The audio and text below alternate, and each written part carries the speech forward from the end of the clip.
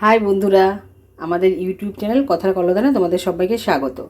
আজকে চলে এসেছি রান্নার একটা রেসিপি নিয়ে তোমাদের সামনে। তো এই রান্নাটা মোটামুটি সবার বাড়িতে হয়, সবাই পারো। আমি শেয়ার করছি আজকে আমি কিভাবে চিকেন স্টু করি। তো এর জন্য আমি 600 গ্রামের মতো চিকেন নিয়ে নিয়েছি। চিকেনটাকে নিয়ে ভালো করে ধুয়ে নিয়েছি।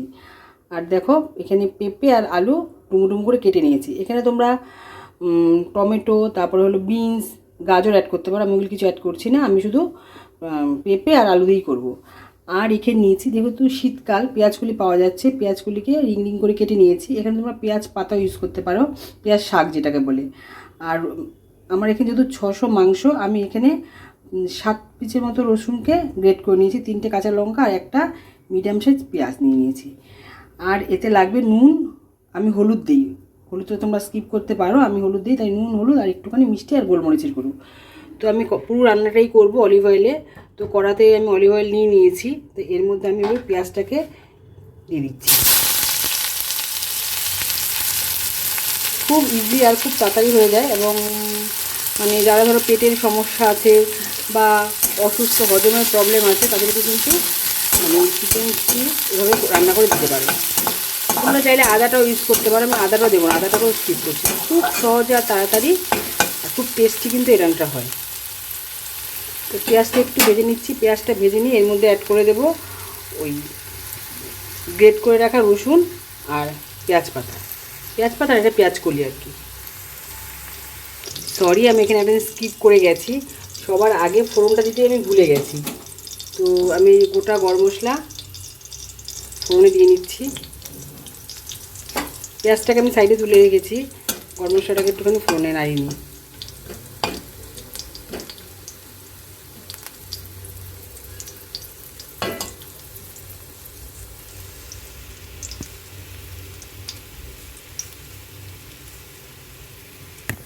আর দিয়ে দিচ্ছি একটা তেজপাতা। তো এই 1 মিনিটের মধ্যে একটু ভালো করে নেড়ে চেড়ে নিয়ে, যতক্ষণ পর্যন্ত গরম মশলাটার থেকে একটা সুন্দর স্মেল না বেরোচ্ছে ততক্ষণ নেড়ে নিয়ে তারপর পেঁয়াজটার সাথে অ্যাড করে দিচ্ছি। তোমরা কিন্তু সবার আগে ফোড়নটাই দেবে। ফোড়নটাকে আমি স্কিপ করে গেছি, মানে ভুলে গেছি ফোড়নটাকে দেওয়ার কথা। দেখো আমার ফোড়নটা ভালো করে ভাজা হয়ে গেছে। এবার এর সাথে পেঁয়াজটাকে অ্যাড করে দিচ্ছি।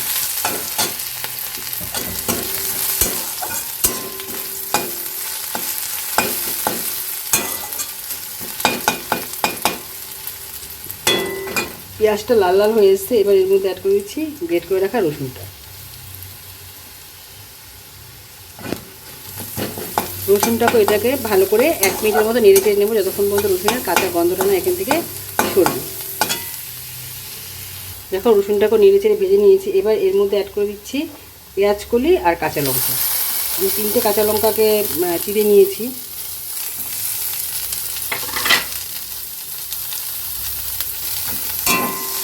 আচ্ছা, অনেকে কিন্তু এই অলিভ অয়েলের সাথে বা সাদা তেলের সাথে বাটার দিতে পারো। তো আমি বাটারটা এখন দিইনি, বাটারটা লাস্টে নামানোর আগে আমি অ্যাড করব। তোমরা এই তেলের সাথেই বাটারটার সাথে একসাথে নেড়ে চেড়ে নিতে পারো, যে যেরকমভাবে দেবে কোনো সমস্যা নেই।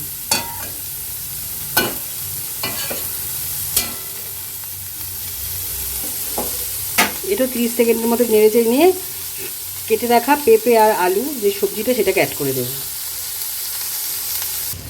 এবার আমি কেটে রাখা আলু আর পেঁপেটাকে অ্যাড করছি।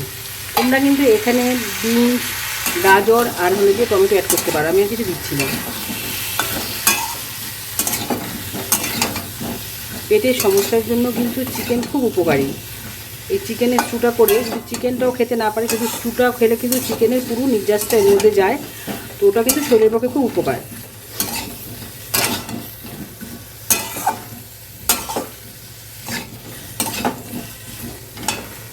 একটু মিনিট 2 নেড়ে চেড়ে তারপর আমি মাংসটাকে এখানে দিয়ে দেবো।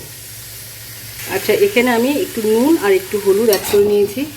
পরিমাণ মতো নুনটা একটুখানি নয়, আর হলুদও একদম অল্প একটু।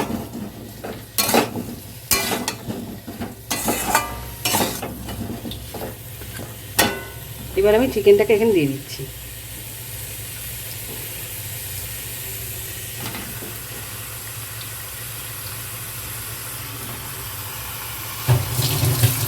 চিকেনটাকেও ভালো করে নেড়ে চেড়ে মিনিট 5-6 মতো এখানে একটুখানি চিকেনটাকে ভেজে নেব, নিয়ে তারপরে জল অ্যাড করবো।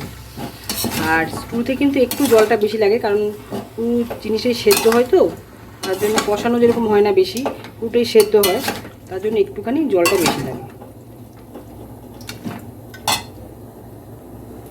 দেখো 8 মিনিটের মতো এই চিকেন আর সবজিগুলোকে ভালো করে একটুখানি আমি নেড়ে চেড়ে নিলাম।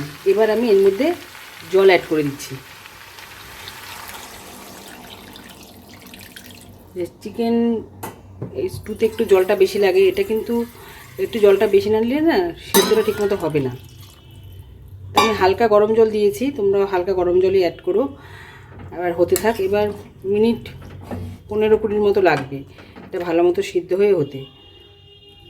ঠিক আছে, হলুদটা খুব সামান্য দিয়েছি আমি, জাস্ট একটুখানি দিয়েছি। এবার এর মধ্যে লাস্টে নামানোর আগে আমি অ্যাড করে দেবো একটুখানি চিনি, জাস্ট ব্যালেন্সটা ঠিকের জন্য, আর হলো গিয়ে গোলমরিচের গুঁড়ো। এবার কিন্তু আঁচটাকে একদম পুরো ফুল ফ্লেমে দিয়ে দেবে। খুব অল্প সময়ে দারুণ দুর্দান্ত টেস্টের হয় এই চিকেন স্টুটা। এটা কিন্তু ভাত দিয়ে, রুটি দিয়ে, সব কিছু দিয়ে খাওয়া যায়। তো তোমরা জানিও তোমরা কীভাবে করো, আমার মতো করে করো নাকি তোমাদের প্রসেসিংটা একটু আলাদা, সেটা আমাকে জানাবে। আর যদি ভিডিওটা ভালো লাগে তাহলে লাইক, শেয়ার, কমেন্ট আর সাবস্ক্রাইব করে পাশে থাকো। এবার হয়ে যাক, ফাইনাল লুকটা তোমাদেরকে শেয়ার করছি। দেখো চিকেন স্টু অলমোস্ট রেডি হয়ে গেছে। এবার এখানে একটুখানি আমি গোলমরিচের গুঁড়ো অ্যাড করে নিচ্ছি।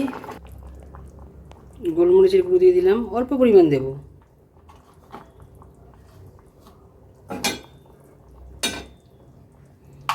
আর নামানোর আগে বাটার, 1 চামচ বাটার দিয়ে দিচ্ছি।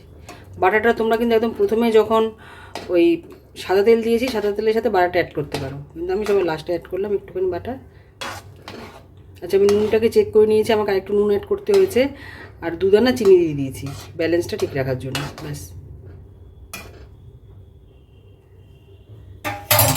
এই হলো এটার ফাইনাল লুক চিকেন স্টুর। এই হলো চিকেন স্টুর ফাইনাল লুক। তোমরা এভাবে বানিয়ে খাবে, বানিয়ে খেতে এটা কিন্তু খুব ভালো লাগে খেতে, খুব টেস্টি হয়। ভাত, রুটি সব কিছুর সাথে খাওয়া যাবে।